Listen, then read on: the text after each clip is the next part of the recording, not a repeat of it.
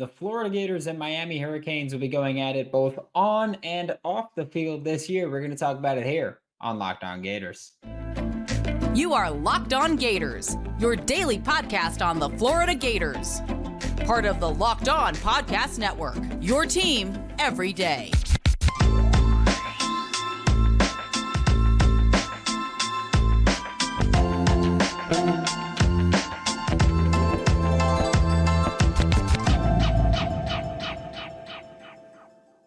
Hello and welcome back to another episode of Locked On Gators, part of the Locked On Podcast Network, your team every day._Thanks for making Locked On Gators your first listen of the day. Every day we are available daily and free wherever you listen to the podcast.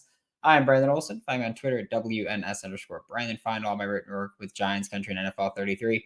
Today's episode of Locked On Gators is brought to you by FanDuel. Make every moment more. New customers join today and you'll get $200 in bonus bets if your first bet of $5 or more wins. Visit FanDuel.com/LockedOn to get started. You can bet all day. It's March Madness, baby. Joining me now for Locked On Gators is Brian Smith, Locked On's recruiting insider. And before we talk 2025, I'd like to thank LinkedIn Jobs for being the official college football recruiting sponsor across the Locked On College Network. LinkedIn Jobs helps you find the candidates that you want to talk to faster. Post your job for free at linkedin.com/LockedOnCollege. Terms and conditions do apply. And Brian, we're talking about a few guys that all have a little bit of an overlay here with Florida and Miami. We did it last week with Florida and Auburn. But we're going to start with, we're going to start with Cortez Mills here, wide receiver, someone that we've never talked about before. What do you think of Cortez Mills' film? I've seen him live and I've seen him on film, and the result is usually the same. Him standing in the end zone with a football. Faster than most guys. He has good moves in space with or without the ball, and he has ridiculous hands. I don't know if you saw the video of him making the catch playing for Raw recently, the 7-on-7 team, but it was an OBJ kind of catch, falling down with one hand. He's a really big-time player, and his recruiting ranking is going to keep going up. I think he's a borderline 5-star kind of recruit. Great kid, too. Just interviewed him. But that's an impact football player, no question. Yeah, at 6'1.5", 165 pounds, I feel like he kind of fits that Billy Napier mold of like great athlete. You're going to be short, but we don't care. We're just going to try to get you the ball in space. He makes guys miss. He'll take a 3-yard slant and make the DB stay behind because of his speed, and he'll make the linebacker miss, and then it's just all hell breaks loose because he cuts across the field. He just outruns everybody. So, and he's doing it against South Florida competition. For those that don't know, he's at Homestead High School. That's just south of Miami. It's like the last thing you hit before you hit the water and go to Cuba. But he is just fast as all get out, and he can do it after he makes a break too. Like in and out of his cuts, he keeps his speed, and that's where he loses guys, and he gets really good separation. And that's probably why his offer list is ridiculous. Yeah, Cortez Mills has an unofficial visit for this weekend with the Florida Gators. He has an official currently scheduled for June 7th. How can the Florida Gators kind of put themselves in better position to land Cortez Mills' commitment over these next couple months, really having those visits? If they're going to do it, they need the visit coming up to be a really good one. Right now, I think he's a strong lean to Miami. I would imagine Florida is next, but like home is Miami for him. Homestead's 15 minutes from Miami. They need to show him something during spring ball that's going to elevate them. I don't know what that is. It could be in the meeting room. It could be with one of the coaches. It could be something with the players or combination thereof. They need to hit the home run on that visit. Then the OV means more. But it starts with the unofficial, and that's right around the corner. Yeah, you got that unofficial, and you have spring practices. I'd imagine part of that selling point is just going to be DJ Lagway, just go throw the ball as far as you can and just make that the selling point. Just like, hey, that's what you get, right? There it is. Selling DJ shouldn't be all that difficult, I would think. I remember the videos his dad sent me last year. Like him in practice running left and throwing right like 40 yards and stuff. I'm like, no big deal. I'm like, okay, not a normal high school kid. That's the difference between playing at a major program and not, though. You need to expect to play with a guy like that. So Florida can sell that, and that might be what they really do. I know you were kind of joking around about it, but like no two positions are connected like receiver and quarterback. Do you believe in the guys coming up the food chain that you're going to play with? If you don't, why would you go there? So again, DJ was a 5-star recruit. Florida was lucky to get him out of Texas. So if they can keep him in the mix with these recruits, and I assume he's helping them recruit guys, he's a fun kid to be around, really good personality. I'd imagine it's going to help him with some receivers. Yeah, and not necessarily Cortez Mills specific, but he has said one of the pitches for him has been from wide receiver coach Billy Gonzalez. That's been very open and honest. And he's just like, hey, if you're a freshman that earns playing time, you'll get it. And like Billy Gonzalez told Cortez Mills, he'll play you, as in like Billy Napier will play you. And I feel like if you're any recruit that values playing early, which I feel like we see quite a bit now, especially when they know like, oh, if I don't play early, I'll just go somewhere else and play right away. Florida has to be at least a decent landing spot to go, even irrelevant of how people may feel about the rest of the roster or any spot on the roster. Billy Napier throughout his entire career has kind of gone by, if you're a true freshman or a redshirt freshman and you earn that playing time, we'll give you the playing time. Jordan Castell just played more snaps than anybody. Eugene Wilson III was just a freshman All-American here. So I feel like from that point, that's one of the few things where we go, this coach isn't just blowing smoke where you go, oh, we're going to throw the ball a ton, wink, wink, and you could just lie about that. But here, playing time is something that Florida has to be at least relatively proven at, right? If it's not, then they haven't done their homework. I think that anybody that plays receiver in particular with somebody like Mills, let's just use him as an example. If they don't think they're going to play right away, they're not going to go there. Cortez is not shy about him knowing he's good, but he's earned it. He's got offer from pretty much every major program in the South and beyond. I'd imagine he expects to play at Florida or Miami and anywhere else. He just took a visit to Auburn. Auburn definitely needs help. He'd play very early there too. But yeah, Billy has proven it. He did it at Louisiana. He's done it at UF. And now it's an opportunity. They need a couple more of those guys this fall to kind of cement this, to show up. They got some good recruits. Hopefully, for the Gators' sake, one or two of them really makes a good foot forward on the first or second game. Yeah, and if you're Cortez Mills and you're looking at, or if you're any receiver and you're looking at a team like Florida, how much of it goes into who else is in that receiver room with you? Because you got Eugene Wilson III, especially if you're a 2025 kid, like Trey Wilson is still going to be there. You're going to have Tank Hawkins, Andy Jean. If Aiden Mizell gets onto the field, you're going to have a lot of speed surrounding you, and Florida's used the gadgety type position before. So how does that really go into your recruitment if you're a receiver like Cortez Mills? I think it's pretty simple. Like, you would rather play with other good players so you don't get doubled. Anybody that has a barren receiver room, that's a risk for you to go into, at least year one, because there's not going to be a lot of help. Now, that doesn't mean you can't get it from the transfer portal, which we've all seen, but still, it's iffy. I think that it's important that you've shown it in a recent history. I don't know for sure where you would rank for it, because they didn't throw deep a lot last year, but their quarterback hit a high percentage. Eugene hit the mark with, 40 or 50 catches, whatever it was. That's a good sign. Now they do need extra pieces, and I'm sure that Billy Napier and his staff are saying, you can be the guy that gets us over the top, which is what I would do too. Eugene's probably going to be the main guy, but you'll be right next to it, and he's going to get the double team. So we're going to need you to help us get over the hump. So there you go. There's your chance. This week's March Madness bracket highlight is brought to you by our friends at Nissan. Every week we're picking teams that stand out, a team that's pushed it further than the rest, you could say. Just like any of the all-new 2024 Nissan SUVs, these guys are able to take it to the next level. And for me, the UConn Huskies can only be described as an armada.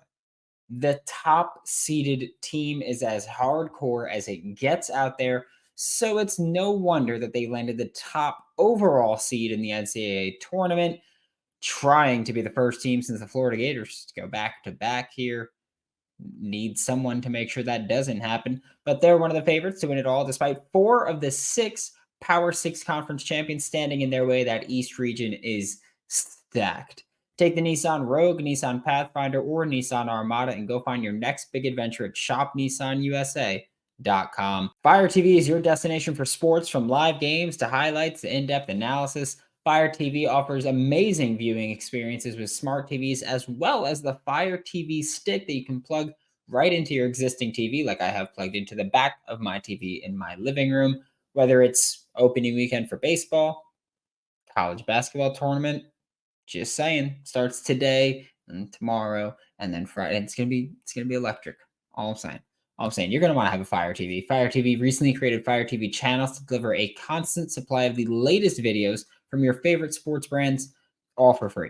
That includes all of us, by the way, at Locked On and most of the big pro leagues and college conferences as well. Fire TV channels let you dive into all the game analysis, highlights, and more to keep you updated on all the latest in the world of sports, March Madness, the NBA, the MLB, hell of a lot more. Check out Fire TV channels on Fire TV and Alexa devices. And if you haven't checked out Fire TV channels yet, you should.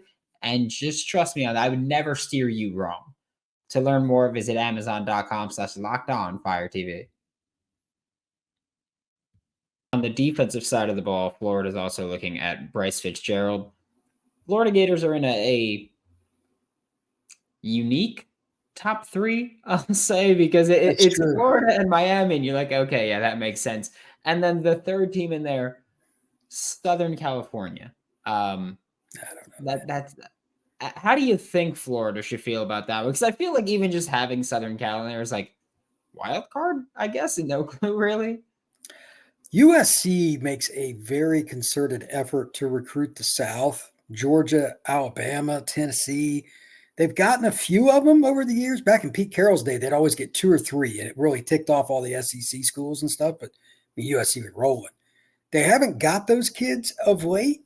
Now the question is, can they get over the top and start doing that again? They got a new defensive coordinator, which I'm guessing is going to help. He's the guy that came over from UCLA. He can actually coach, unlike USC's last defense coordinator, who just was an abomination. I think that these kids are curious. I don't know how many of the defensive players that are visiting in particular will go out to LA and be happy enough to commit this summer.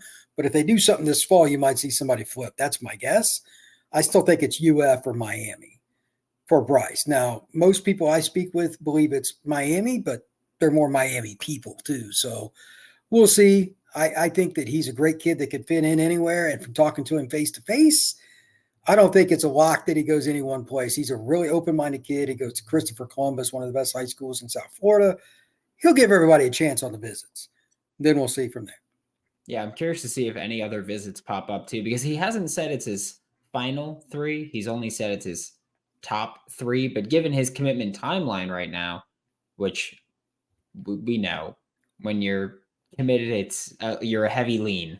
That's all it is. And he's from South Florida, so that's iffy on the heavy. So yeah, you're just like kind of sort of leaning in that direction nowadays. But with his commitment timeline, he said that he's planning on committing in May. He's got unofficial set up before then, but he's currently got 3 officials set up for the month of June. He's going to, I believe it's USC on June 7th, Florida June 14th, and then Miami June 21st, if I'm not mistaken, is his current plan there. So what does that commitment date really even mean at this point of, yeah, I'm committing in May, and then I have 3 official visits that are going to take up my entire June? I have no idea, because I see this all the time and it doesn't make any sense. I'm just calling it that way. The only thing I can think of for some kids, although maybe not Bryce as much, they're trying to hold their spot. And I don't know if that's realistic anymore, because guys get pushed out of recruiting classes all the time. So your guess is good as mine, because this isn't a Bryce Fitzgerald. This is across the country. I'll commit, then I'm going to take visits. It seems like, the cart's in front of the horse here, but it's very common. The only thing I'll add to that is maybe it's a birthday or something like that, so he wanted significance with it. I'm not sure. I haven't spoken with the young man recently, but it is odd that you see the commitment before the OBs. Yeah, it's an interesting strategy to take there, but hey, whatever. Not my commitment, but I do want to know how important it is for Miami has the last official visit right now in mid-late June, but there's only about 2 months between that and Miami at Florida. And so both of those schools being in the top 3 right now, the commitment coming before the official visits means that, to me, the commitment doesn't hold much weight at that point. So I'm going to assume he's open to flipping. How important does that game now become where we're like, all right, yeah, it's probably Florida, Miami at the end there, assuming he's going to take an unofficial to Gainesville for that game. Just how important is that now where it's no longer going to be, okay, your official to Miami is going to be the last thing in your mind before signing day. Now you're going to have unofficials, including a head-to-head matchup between two teams that are recruiting you. I think that's the biggest game in the South for recruiting purposes, not for the next title, obviously. It's a different story, but I think that's really important because one of them is going to go up and one of them is going to go down based on that game. Most likely, unless it's a last-second field goal like Florida or Miami wins. It's a great game. Okay, whatever. I think Miami's the better team this fall. I don't think that's really definitively hard to argue. But at the same time, you're in the swamp. This is year 3. Everybody knows Billy's on the hot seat. If they were to pull an upset, then it changes the trajectory of this next season and recruiting could go off. So it's everything to me. That's why I'm a little leery, kind of like with USC recruiting down south that I mentioned a minute ago. This is the same deal. A lot of kids are iffy on UF. I've had a kid tell me he wasn't sure, unsolicited, like if that staff was going to be there not that long ago, in which I'm like, yeah, I just left it alone. But I'm like, he's paying attention. So there's some kids that are going to be waiting to see how they do early this season, even if they commit to another school and still take phone calls from Billy and or his staff. That's hard, but yeah, I mean, that's just the situation they're in. They can't do anything until they play in August. So Miami and Florida, that game is huge. It's a fun game. I wish they played more often, to be quite frank with you. But that game with the circumstances and the timing, Billy needs to get it going this year. If they get trounced, you could see guys leave the class. I mean, it's anything is possible because kids are really knee-jerk reaction in a lot of different ways, especially in Florida with recruiting. So I think you're right to bring that up. UF you're looking at it from a positive perspective. If you want to have that smoke, if you want to believe that you're headed in the right direction, you got to beat Miami to help recruiting. Yeah, I also wish they played more frequently. I understand how tough this schedule is, but I love that if you're a good team, you should win those games, no matter who's in front of you. Florida Miami in 2019 was an awesome game.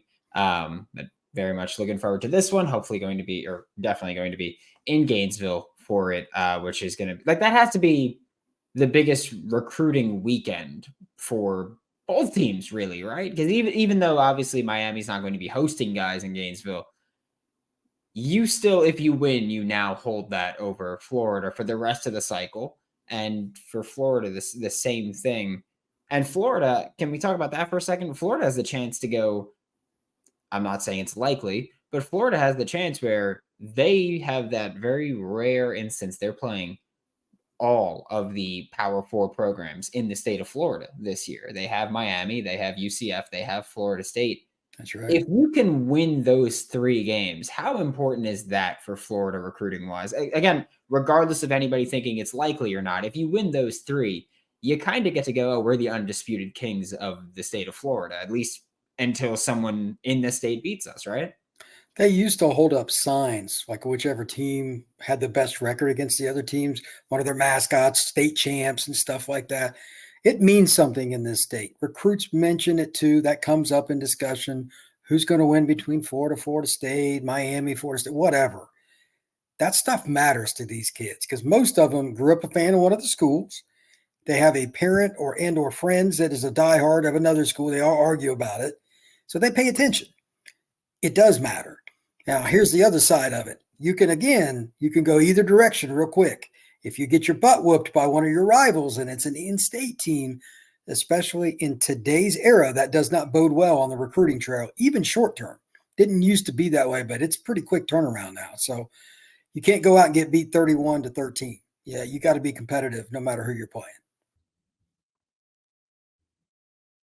Say goodbye to busted brackets ruining your March Madness experience because FanDuel lets you bet on every game of the tourney, whether you're betting on a big upset of a 1 seed, whether you're betting on the Florida Gators to beat either Colorado or Boise State, whoever they face on Friday evening. It's time to go dancing on America's #1 Sportsbook. Right now, new customers get $200 in bonus bets if your first bet of $5 or more wins. It's $200 to use on point spreads, money lines, parlay it all. Pick who's going to win the tournament. Do it. Just visit FanDuel.com/locked on and bet on college hoops until they cut down those nets. Yeah, and then the last player to talk about is Romando Johnson, edge rushers. Right now, a low 3-star, which we'll talk about that one in a second because it's just, I'm not even disagreeing. It just confuses me a little bit. But what did you think of his film? It's interesting because you watch him, and I've seen him play. You watch him and you see the frame, like when he walks up to you, man, that's a kid that's put together. I've seen him in a high school game. I've seen him play at Under Armour. He's put together up top. He's got big legs, etc. I just wonder where he's going to end up because he's listed at around 250, 6'3", and I think that's pretty accurate. Whatever site you go look at, it's going to be pretty similar.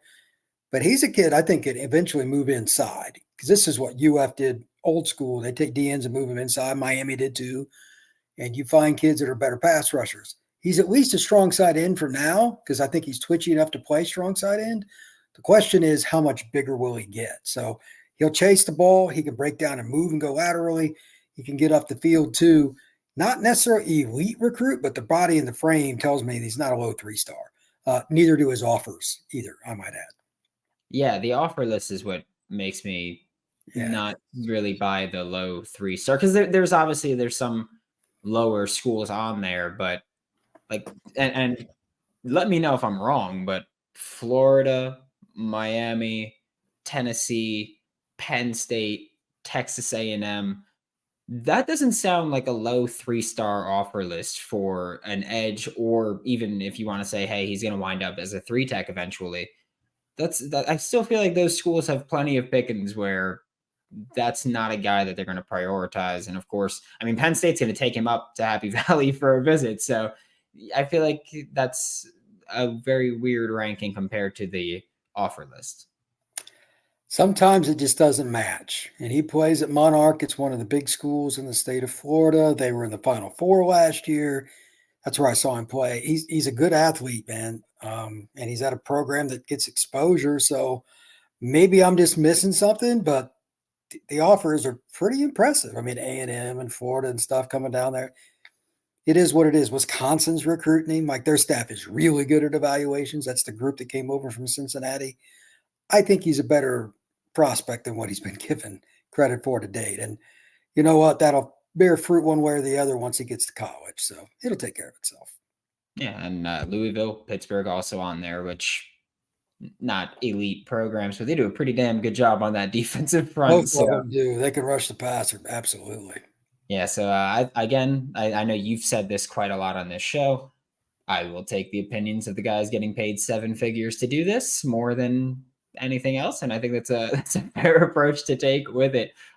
With Romando Johnson, and we talk about relationships on this show all the time between the player and the recruit and the coaching staff and the parents and all that stuff, and how parents might play a part in those decisions.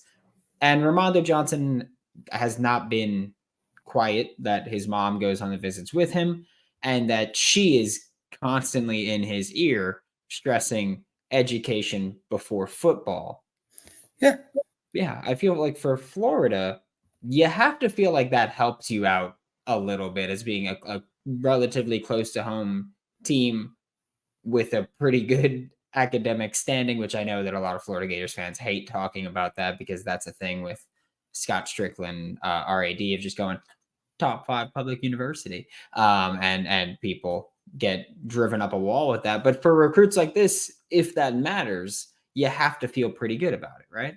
That's the same kind of deal that I hear about all the time. You see a kid randomly, he's got like Auburn, Alabama, and South Carolina, and then his 4th visit is Stanford or Notre Dame or Duke or something. Florida's one of those schools. It may not have the same rep as Stanford, but if you still want to go to a state school, it's one of the best in the country. It doesn't hurt it's in Gainesville, Florida either. So, yeah, it's going to help. I mean, if nothing else, a lot of times these situations come down to a parent and a kid kind of arguing. This happens a lot. It's easier to sell Florida if they have the academic reputation that it does. So I think that'll benefit Florida not only with Romando, but recruits in general.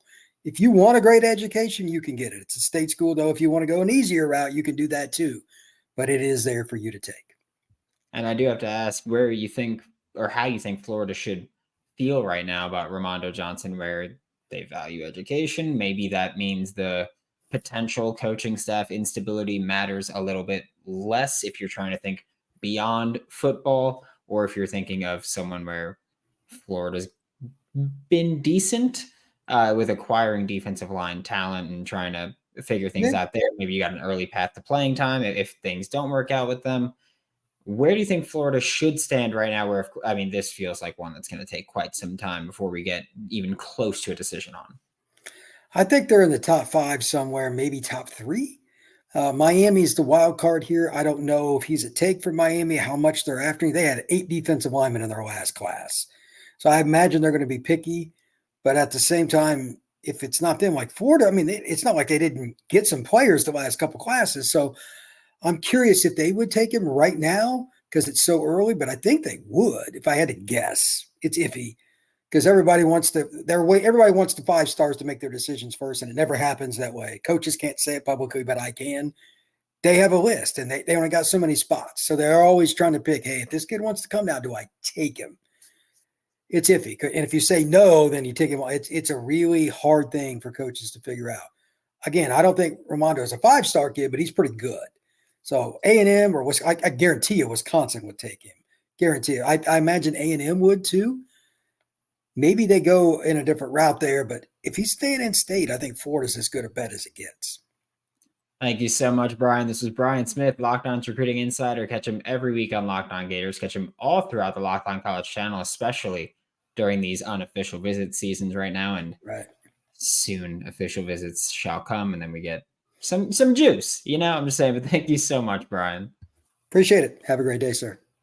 Thanks for making Locked On Gators your first listen of the day. Every day we are available daily and free wherever you listen to the podcast, talking about Florida Gators baseball, basketball, football, everything in between. For Locked On Gators, I'm Brandon Olsen. Don't forget to follow me on Twitter at WNS_Brandon. Find all my written work with Giants Country and NFL 33, and I will see you all next time.